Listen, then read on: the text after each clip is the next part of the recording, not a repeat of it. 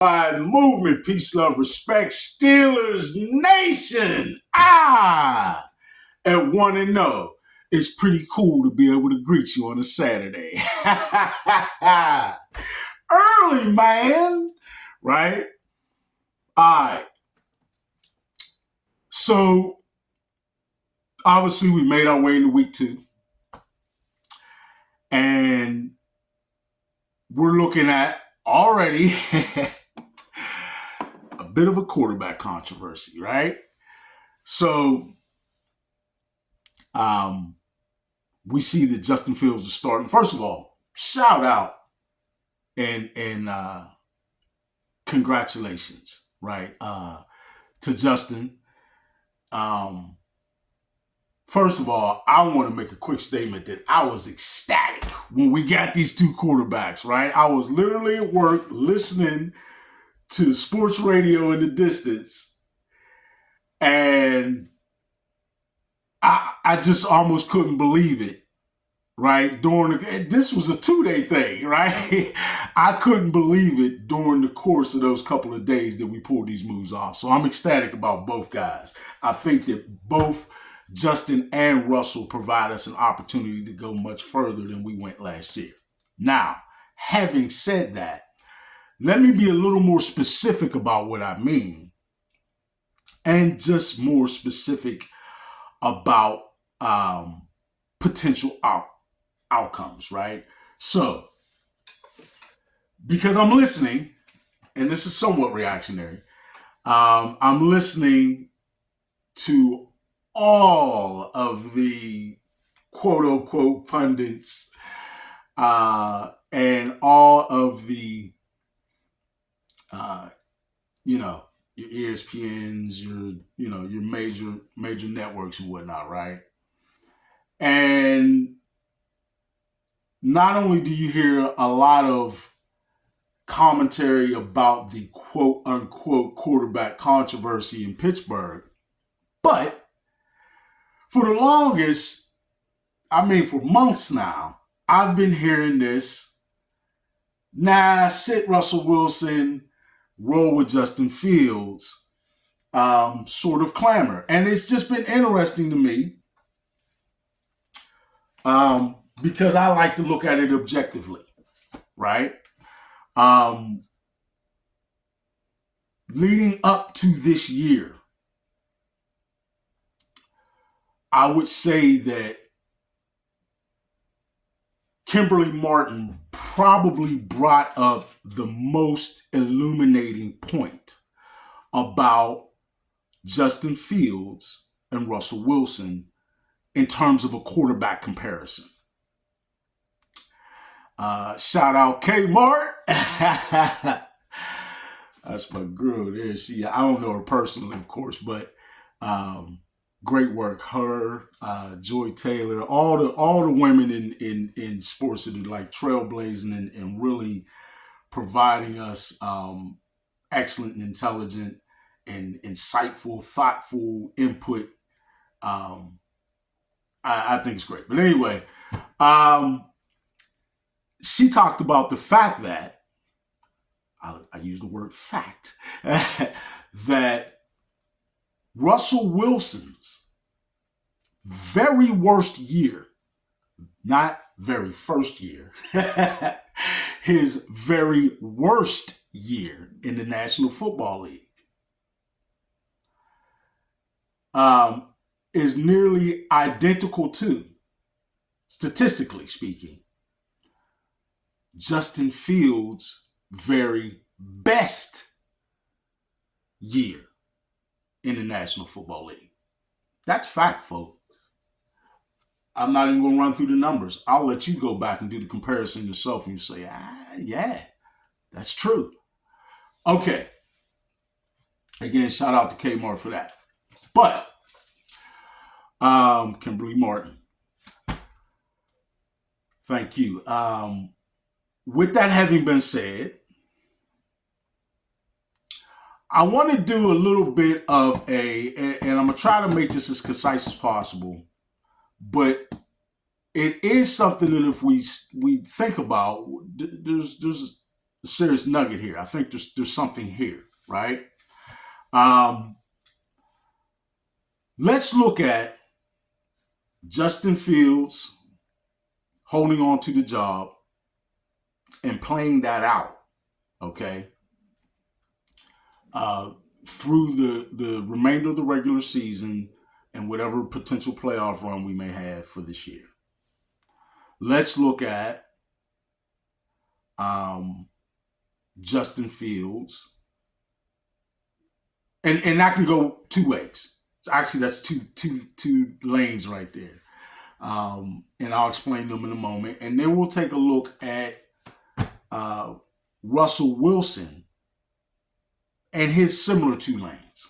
Okay, and I'll make the two lanes the comparison between the two, one being more successful than the other, not the quarterback, but ways that it can go for each of the two quarterbacks. So for Justin Fields, if he continues to play this brand of football, which is as of late been Steeler football and somewhat historically, and gives you somewhat a similar output on the field as to what he gave us last week, right? Very efficient percentage passing. He didn't turn the ball over. He didn't put the team in any real red flag categories. In fact, I heard just a little while ago a grading, I believe Chase Daniel or somebody gave this grading on him. They watched every snap that was a play in which it was either a pass play or a play that he converted from a pass play into an improvisational run. And he had 5 plays out of, I believe, 29 that were negative plays, which is not that bad. First of all, it's not bad at all, really. You'd like that number to be 0, of course, but 5 out of 29 in those particular passing situations, that's not bad at all. I believe they say he had 20 plays where they were checkmark plays. He just basically did his job in the offensive design of that play. And then I think 4 plays that were actually plus plays where he put the team on his back to some degree and made some form of a play, passing or running, that really excelled and escalated his team's chance of winning. Okay. To me, that's a pretty good job. If he continues forward playing similar, I think that will translate into wins for this team, provided everybody's able to always. I'm not even going to bring health into it, but provided we stay the course in terms of the way the defense is playing, the running game stays the course and improves. Everything stays the course and generally improves. I see a lot of W's for the Pittsburgh the Pittsburgh Steelers in that recipe, right? And I think they have the potential to go, if he does start to add a few more of those plus plays, specifically in actual throws. Some of those plus plays he made were with his legs, which are always valuable and do count, but we really need our quarterback to be able to distribute the ball to the other players in the offense, right? On top of providing all those fantastic plays with his legs, right? You can look no further than the MVP. And he did exactly that. He spread the ball efficiently like a point guard out to the rest of the skilled players in his team, but he was also individually magnificent, not only in doing that with his arm, but also when he created with his legs, right? Lamar Jackson. But folks, relax. I'm not saying Justin Fields has to be comparable to Lamar Jackson. I'm saying he does need to improve a bit or add, right? Push the button for increase on those plays that are plus plays, and they need to be, there needs to be more with his arm. If he can do that, and I'm not talking about an incredible number. If he can make 2-3 more plays during the course of the game that are splash plays with his arm, that's what I'm talking about. If he does that and develops in that way during the course of the rest of the season, I could see them going as far as, hey man, maybe 12-5, right? Which is a definite playoff appearance. Now, I won't go there. I'll complete this particular line of thought or potential. If that happens, Steelers are sitting at 12-5, playoff game, playoff berth earned. I could see them winning at least a playoff game, maybe 2, right? Maybe 2, which the complaints have been around here that hasn't happened in a long time. And the truth is that it hasn't. But is that the goal? Is what I ask you. And I stopped there because I honestly, even with those improvements, no, I can't predict that they would win a Super Bowl in that situation. I don't really see that. I see 1 or 2 playoff wins, which is big. I'm not underselling that. But is it the goal? Is it the goal? And I would argue that no, the goal is to win a Super Bowl. And if you disagree, ask some of the veterans on the team, particularly that great defense of yours, right? Ask some of the veterans, go no further than Captain Cam. Man, this could potentially be his last year. Is he willing, and the rest of those great players who haven't seen the championship yet, willing to just say, okay, this is a year we're going to develop Justin and we'll give it our best. Chances are we're not going to win the Super Bowl. You never know. It's not impossible, right? It certainly can happen, but it's not likely, right?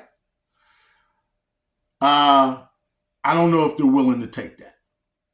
I'm not saying this is a situation for potential revolt or anything like that. I'm saying that if you were to ask those gentlemen behind closed doors, they probably would say, man, I need to win one this year. Okay? So, again, lane number 1, we have the Pittsburgh Steelers going 12-5, potentially a playoff win or 2, but no championship. And this is under Justin Fields. Now, the other way it can go is that Justin Fields continues to start and he's given what they like to call a leash, right, on his play, but he doesn't really get any better. And in fact, maybe for a couple of games, he sort of nestles back into some of his old Chicago issues, right? I say Chicago issues, and I mean issues that he carried with his play while and as the starting quarterback of the Chicago Bears. So, by that I mean, he doesn't get a little more effective and efficient in actually throwing the ball and throwing touchdowns, and excelling his passing game in those ways that I previously mentioned in lane number one. But he, in fact, regresses maybe slightly or just stays the same, we'll say. Okay? Throughout the course of the year, they don't make it quite to 12-5, but let's say, they get to, well, no, let's rethink that, right? Because that's kind of taking Mike Tomlin's observational coaching ability and poo-pooing it. Because I think if it gets to the point that his lack of ascension or his regression puts the offense in a position where it's sort of holding the team back a little bit and they start to pick up some losses, I think that leash will only be maybe 2 or 3 games. Okay? And let's say by maybe week 5, 6, you just say, okay, Justin, you didn't do terrible. You did your best. You just got a little bit more developing we need you to do, right? We're going to sit you for the rest of the year or sit you for now and let Russell come in and see where he can take us. Okay? Now, I'm going to stop for a second. I won't go there yet. I'm going to go there in a minute as to what Russell's mindset might be in that scenario. But I'll stop right there and say in that scenario, Justin will have seen some significant play and have at least tape to look at and experience to lean back on in which to get better, right? For next year or later in the season, whatever. Those are 2 lanes so far. Third lane plays off lane number 2. Third lane, Russell comes in. Week 4 or 5 or 6, whatever it takes, in the vein of Justin Fields not really progressing much further or maybe even potentially regressing a bit and sort of, not helping the team as much and potentially being a bit of a detriment. All right, if that happens and Russell's got to come in, how much do we think Russell is going to feel like, I'm speaking to psychology right now, folks. How much do we think Russell Wilson is going to be invested in saving this team that now, likely, just being honest, likely will feel like he's been, I don't want to go to the word lie, not lied to, but maybe led astray just a bit on his role in coming here to Pittsburgh, because I do believe he was told he'd have the starting job and an opportunity to rebound his career from those bad years in Denver, right? 2 bad years, one of which really horrible, the other one not really that bad, but sub Russell. Okay, so with that in mind, do we think he'll be exuberant about, oh, now I get my chance to go in and sort of clean up Justin's mess, save the season game and record-wise, and get them into the playoffs and then make this miraculous Superman run for a Super Bowl? Maybe, right? I can't speak to Russell Wilson's mental maturity level, because he may be looking at, all right, y'all shaded me a little bit, but I'm still going to play my butt off because, I'm out of here next year. And I'm going somewhere where they will look and say, oh, Russell can still play. And maybe I could take them to a Super Bowl, right? And get my career back on Hall of Fame trajectory. Okay. He might think that way. So psychology, we don't know which way he would go, but I'm just throwing out there that those are two mindsets he might have. Um, the one of, oh, well, I'm just in here. Y'all lied to me. Y'all faded me. And whatever happens, happens. Not saying he'll tank, but he might not be extremely motivated. Or he may have that personal motivation. It's like, even though y'all shaded me a little bit, I'm going to go ahead and play my butt off for next year in another place, right? Either one, I would say, isn't necessarily the most favorable mindset for Russell to have in terms of the Steelers' perspective, right? Okay. But with whatever mindset he moves forward on, in that scenario that he's picking up after Justin's play, I could still see Russell with either mindset, being an efficient quarterback, still hitting us with a few moon balls, right? Which is what we got him here for. One of the big reasons. And I could still see us getting to a pretty decent record. I'm going to say likely a plus 10 record, right? 10, 11 wins and a playoff appearance.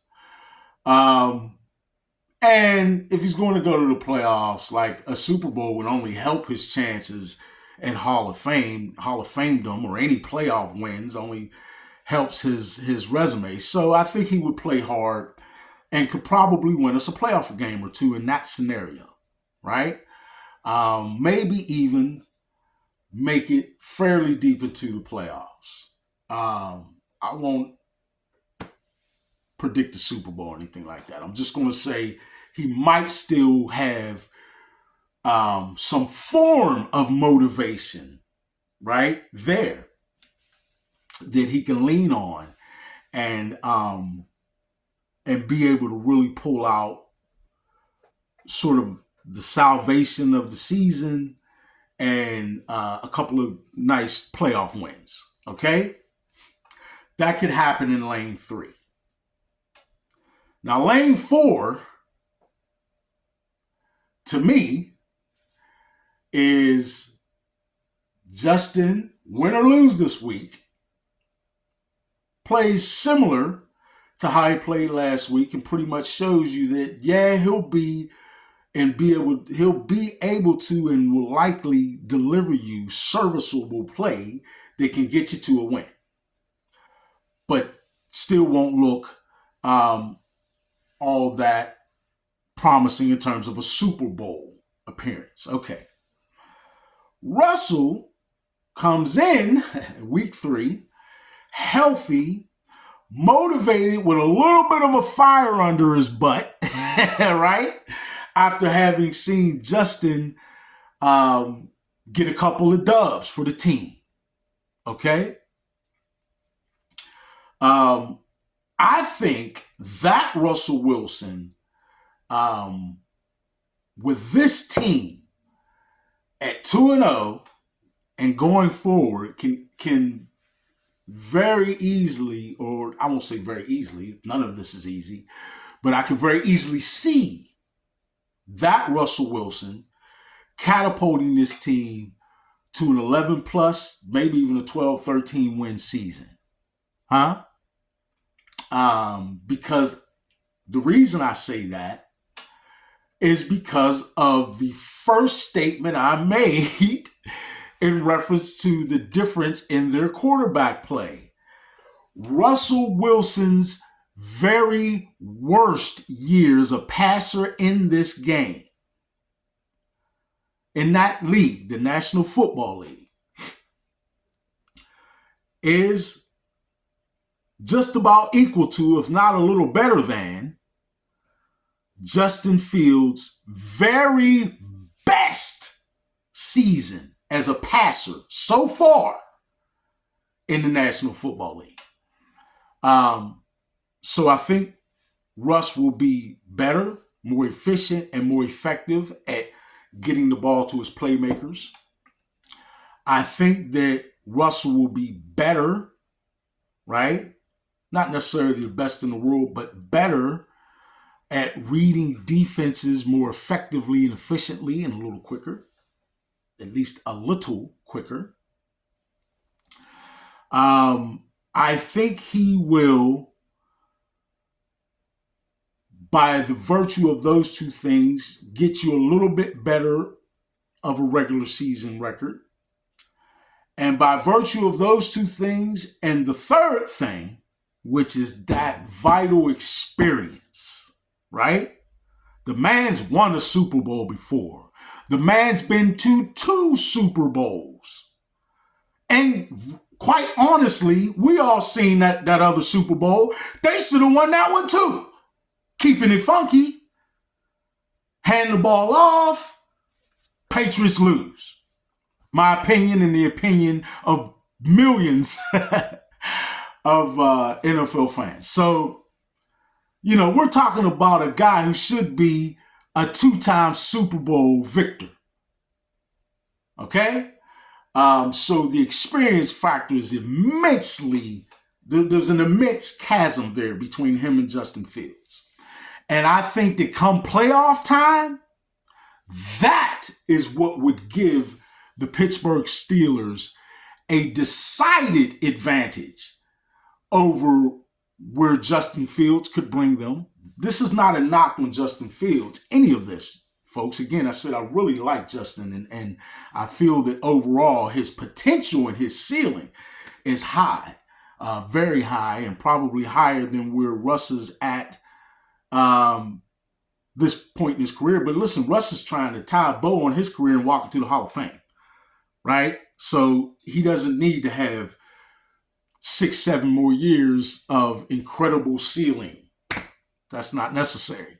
He's already reached the apex of the National Football League. He is a Super Bowl champion, period. Can't take that away from him.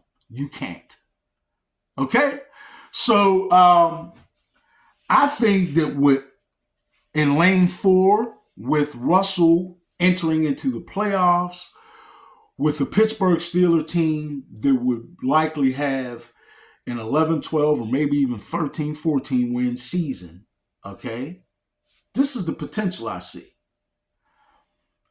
With Russell Wilson playing motivated ball in Pittsburgh, I think that going into the playoffs in that scenario, with all that experience, on top of his motivation to try and get back on a Hall of Fame trajectory, I honestly think Russell Wilson would give you at least a solid shot at winning multiple playoff games and maybe even going to a Super Bowl and winning it.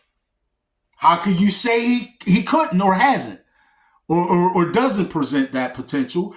Because, as I've stated, it's already on the man's jacket. He's done it. Okay? And yeah, I know the past is the past. I'm not talking about moonwalking backward into his play in Seattle. You didn't hear me mention him going back to his glory days in Seattle once. The past is the past. We acknowledge that. But I do think he brings to the table the other things that I highlighted, right? His ability to get the ball to his playmakers, a little bit more of them in a more spread out manner, more efficiently and effectively, being able to actually read defenses at least a tad quicker and certainly more efficiently and effectively. And then when we get to the playoffs, folks, that incredible experience. I just honestly think he would give the Pittsburgh Steelers a really legitimate shot at winning the Super Bowl with that kind of a Russell Wilson going into the 2024-25 playoffs for the National Football League. That's what I see. So one of those 4 lanes is where we will end up, right? Because I don't see them, getting rid of both of those brothers and starting our third string, which our third string quarterback is actually not bad, I feel like. But yeah, man, really, that is where I think where our potential lies in terms of outcomes for this year. Me, myself, a playoff win or two would be great. But I love to celebrate another Super Bowl, man. I love to see all y'all at the parade. I haven't been to a Steelers Super Bowl parade in a while. I've been to two. Two of the six. I'd love to make it 3 of 7. My personal vote, I love both of these guys. Really. From what I've seen and heard of them, and I don't know either of them personally, obviously, but just what I've seen and heard of both of them, they just seem like solid brothers, man, good men and good people, right? But on the field,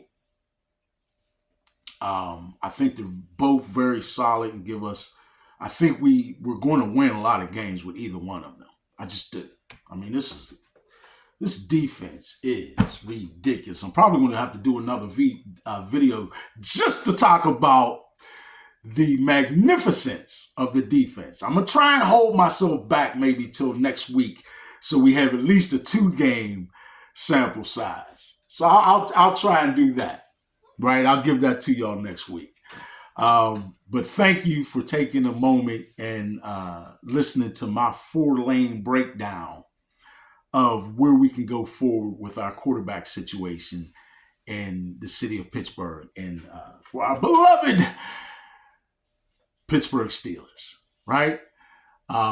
Thank you all. I love you all. Steelers Nation. Let's get ready to move forward into week 2 and the rest of the season. Looking forward to great success. I'm excited, man. I think we started the season off great down in Atlanta. I think we'll continue to do that in Denver, and it will only get better throughout the year. All right. I love you all. Thank you all. Worldwide movement, peace, love, respect. Steelers Nation. I'm going to take this, Russ. Let's ride. Big King Sadiq, thank you all. Steelers Game Prep. I'm out.